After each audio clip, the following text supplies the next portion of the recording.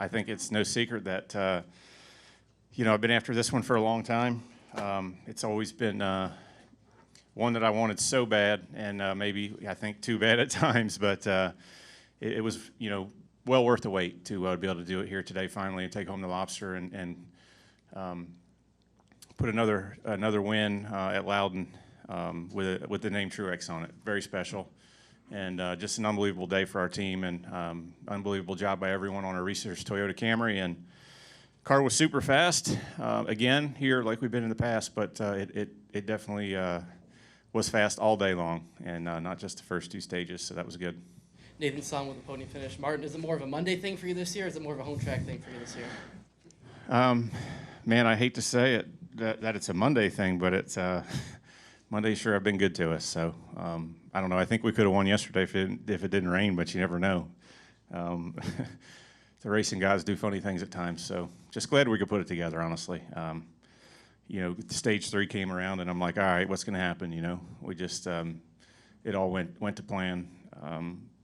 We never got the field really, never flipped on strategy or anything crazy. We were always able to be at least equal tires to the guys around us or better, and, that's really the difference from last year to this year was just, making the right decisions and the cautions not falling in our opportune times that put us in a bad spot. So James did a great job calling the race, when to take two, when to stay out, all those things, and he called it perfect, and race car was unbelievable. Obviously 3 wins for you now this year. Why do you think you and James have just really clicked here in 2023? Just experience with this race car, really. I mean, I think James and I have always had a great relationship, have always gelled and worked really well together, understand each other. Last year was just one of those years where we had a lot working against us. But we learned a lot, and now we've got better race cars. We have a better understanding of them, and that consistency that we've shown and the ability to lead laps and win races is proof of that. So we never changed a thing with our team, our people, our process, the way we did things. We just we have better cars, better understanding of our cars, and showing up to the racetrack ready to roll with a lot of speed this year. We'll go in the middle to Steven, and then to Dustin, and then back to Dustin on this side. Steven Stump, frontstretch.com. Martin, you led nearly 85% of the laps today, 254 to be exact. I feel like we know that the 2016 Coke 600 is going to be number 1, but where does this rank among the best cars you've ever driven in a race? I don't know. I mean, it's so hard to say, how that works out. A lot of it depends on who's around you, and at times there was guys that were as fast as we were. Start of stage 3, we were on a little bit older tires. Blaney was really fast. He put some pressure on running that really high groove. And then I got up there and kind of got that going, figured it out, and then was able to slightly pull away from him. And then at the end, Logano was hanging too. So you just never know in these races. Guys get better all day long. Everybody works on their car. Our car was so good, it's like you don't really know what to do to make it better. And sometimes guys can start catching up because you're afraid to do anything. And that's bit us here in the past. Today we were able to just make real small adjustments, and the track didn't really change that much, but the groove changed a ton. I cannot believe where we were running at the end of that race, like in that old pavement way up high. I mean, that's the craziest thing I've ever done here. So pretty cool that it kind of moved around and worked out that way. In our car, we were able to just run anywhere. So, yeah, just a super good race car that was very maneuverable and could run different lanes, was good in traffic. I could pass cars and do what I needed. So I don't know. I've had really, really good cars in the past at other places, and this place here, you get out front. Track position's a big deal, and we were able to take advantage of that today. Thank you. We'll go to Dustin. Dustin Long, NBC Sports. Forgive me, what family members did you have here today? None. Oh. Yeah, nobody was here today. This is actually kind of far from home, so we used to drive up here. It was, 7.5 hours or something like that, but nobody's here. They're all home. So they screwed up. You haven't been able to talk to anybody on the phone? I seen my brother. I got a text back to my brother. He said, finally. So I got one back to him, and I said, hell yeah. And then I haven't really looked at it for anybody else yet. Obviously, you've won here and had success in the past and done great things. and you've talked much about what your dad has done here. A lot of times the sons want to top the fathers in different things, or want to be able to match them or be able to move forward. To be able, and again, I know you've won here, but to win at this level, to win this type of race at a track where your dad had success, what does it mean from the son's perspective of looking at, hey, Dad, I did it, or what would you say? Yeah, I mean, thinking back to when I was, a kid coming here and watching that and watching him win here in '94, and, just those were my heroes growing up. The guys even that he raced against, Kelly Moore and Dave Dion and all the Busch North guys back in the day that were legends of the Northeast. To watch him race with them, they were all my heroes. And then to start racing against them and win against them and then move up and keep doing things. I mean, I never would have thought.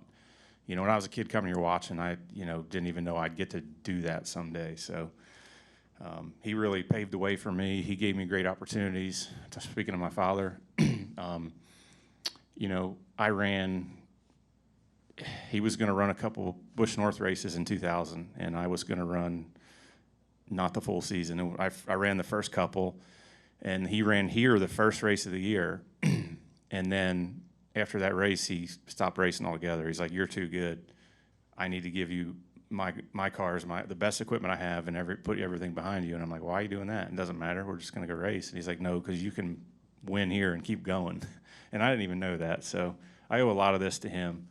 But we came back here that next time in July, race 2 at Loudon that year, and he gave me his car and his engine, and I came here, sat on the pole, and led every lap, won the race. So, I mean, it's crazy to think back. That was 23 years ago. What has been between then and now, and to be right here again at this track with just a huge accomplishing day, with a great performance from my team, just brings back a lot of memories of what this place means to me and to my career. So you guys always remember the ones that got away as much as the ones you win. When you look back at last year, how tough was that? How long did it take to recover, or if you have? I know James talked about, he said after Sonoma you guys are on the plane back and you guys are already talking about this, so I'm sure there's still a lot lingering even from last year. Yeah, I mean, I think they probably take it a little worse than I do, I'd say. And that's a great thing for me because they're just so determined. And, James is a grinder. He'll do whatever it takes, to get the job done. And he's always willing to go above and beyond. He works really hard, and I'm lucky to have him, in my corner and running our team. But, I've been through so much in my career that I just kind of brush it off. I'm like, yeah, wasn't meant to be. We didn't do anything wrong. It's the way it's racing. It will drive you absolutely nuts if you let it. And, I've been through enough, and I've had enough races slip away throughout my career that I don't let it get to me anymore. I didn't do anything wrong. There's nothing I could do. Why let it bring you down? Why let it get to you? So just to brush it off, go to the next one. But I think my team was really motivated, and they put a lot of effort into this one, and I appreciate that. We're going to go to Dustin, then to Dan, and then to Matthew. Dustin Albino, J.C. Martin, you might have just answered it, but coming here growing up, what was your favorite memory here as a child? My favorite memory ever was coming here for used to be Chevy Dealers 250. There was a combination race. They could run, the Busch North guys could run with the Busch guys, combination race. They had them up until, 96 maybe, something like that. My dad was running, his car was parked in the garage, nose to nose with Dale Earnhardt's car. Dale was running that race, and just getting to see his car in the garage up close, I actually seen him up under the fender, working on the carburetor, which back in the day, that used to be something that a lot of the drivers did. And just seeing that was really cool because he was one of my favorite drivers growing up. So that was the first time I got around, anybody of that caliber of racing, and it was a very, very special memory. And then right there with it was when my dad won here in '94 on TV, and Darrell Waltrip, Buddy Baker commentating the race. That was pretty awesome. And now 3 wins this year, perfect race today, extended the regular season championship lead. Beautiful. Yeah. Do you feel like there's a separation now in terms of championship favorites, and do you feel like you're the favorite? It doesn't matter what I think. We got to execute. We got to go win races. We got to go get points. I was thinking this week. I seen the points pop up the other day, and I was looking at it. I was like, all right, if we have a perfect weekend, we'll be like one bonus point behind Byron. I was like, that'd be, or yeah, wait, no, not quite, but close. We should be second now, anyways. But the regular season championship's a big deal. 15 points for that. If we can, keep knocking off bonus points, that's going to be very, very important come playoff time. So just keep digging and keep doing what we're doing. We've, the last 2 weeks have been tough with terrible finishes, but really good race cars, really good runs. So we're doing what we need to do, and just got to keep doing that and try to keep gaining points. Thank you. We're going to come down here to Dan, then Matthew, then Bob in the back. Dan Gelson, Associated Press. Martin, Joe is just in here, Joe Gibbs, and he says, you're having fun, you're having a great year, you're winning races. Why wouldn't you come back next year? Of course he says that. So I guess that's the question. I guess that is the question. Why wouldn't you come back next year? I don't know. I'm not sure, I think, I was talking out there to Claire, and I was like, this sport isn't exactly what it appears to be sometimes. It takes a big commitment. My team is amazing. They deserve the very best driver, the guy that wants it more than anyone else. And I've been that guy. And I want to make sure that if I come back, I'm willing to do that. It takes a lot. It's not just show up at the track, drive the car, go home. Takes a lot. It takes a lot of commitment. It's a lot of travel. A lot of time missing things with family and friends and all those things that I've done for, 25 years. Do I want to keep doing it? And am I willing to, sacrifice all those things again for my team? So that's just what I'm thinking about. I don't know that running good and winning makes a difference. Be pretty awesome to win the championship and walk off into the sunset. But, I just don't really know. I don't really know. I'm bad at making big decisions. I told somebody out there, I was like, I've been looking at saltwater boats for 5-6 years. Love to fish, spend a lot of time on the water, and I haven't pulled the trigger on a boat because I just can't make up my mind on what I want. I'm just bad at big decisions. And I'm about to buy one maybe this week. So I wish I had more time to figure out what I want to do next year, but I don't. So I'll know soon, and you'll know soon. You caught the lobster first and then got the boat. Well, yes, but I won't fish for lobster on my boat. I'll fish for fish. Tuna. Catch tuna, not lobster. But, yeah, I don't know. It's a long-winded question, but I just don't know what to do. We'll go to Matthew, then Bob, and Stephen. Matthew Warris with Northeast Sports News. Martin, obviously this is a big win, but when those cautions came out, did you get a little nervous there? No. Car was just that good. Yeah, I knew what I had to do. The outside lane is preferred here on restarts. I knew if I could just get a good jump, I'd be in good shape, and that's the way it worked out. So, I think the first two, I was a little bit like, we were running so high on the track, a groove that we've never, ever, ever run here before in anything at any point in time throughout my career. Maybe 10, 11 years ago, we might have got up there one or two times. But in general, that groove was really different. I was a little nervous on restarts to go straight up there. So I kind of hedged lower, and the 22 hedged even lower than that, which was okay. And then he started to move up, I moved up.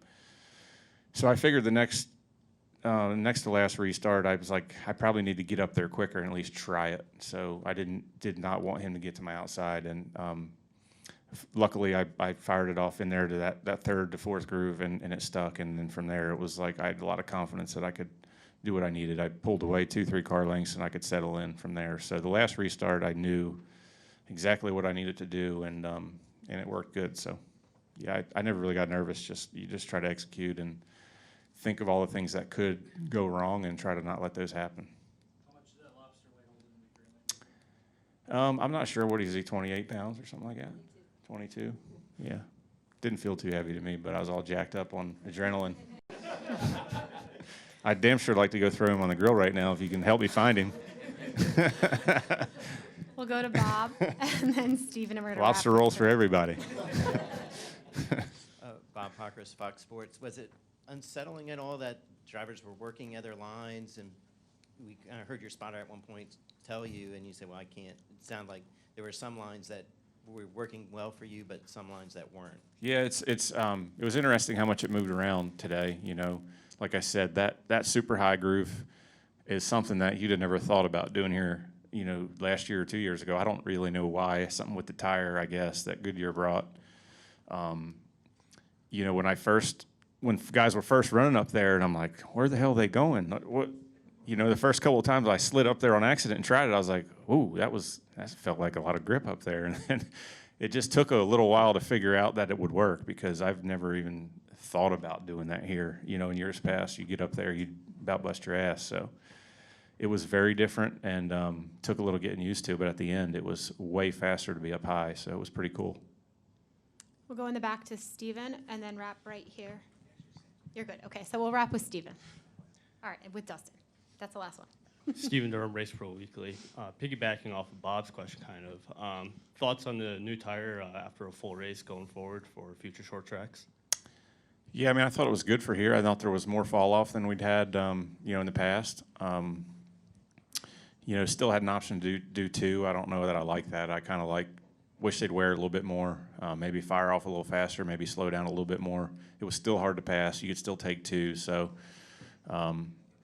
still probably could go softer. I know Goodyear hates when we talk about it like that, but still think that would be better. But, you know, all in all, it seemed like a pretty good race. Just this place is hard to pass. It is what it is. You know, that top groove, especially when that came in, it was pretty dominant. So it was going to be hard to pass guys on older tires. It seemed like newer tires you could pass a little easier than older, which is, I guess, a good thing. I don't know. We'll go ahead and wrap here with Dustin. Hey, your brother told me this picture from back in the day. There it is, yeah. See, he's drinking a bottle. Can you just tell me about what kind of memories come when you see that? Yeah, I mean, just crazy to think about what has happened between then and now, and then also just how fast time flies by, you know? I mean, that was, you know, what, 24 years or 22 years ago, probably? I was probably 13, Ryan was 1, guessing. So, you know, it's crazy how fast time goes by, and that's, you know, what makes the retirement decision a question mark, and part of that is how fast time goes and when you want to stop working and enjoy it. But, you know, just seeing that, and you know, just a reminder of what this place means and how long we've been coming here, and what it means to win here again. It was very, very special. Thank you. Awesome. Well, Martin, congratulations. Thank you for your time. Thank you, guys.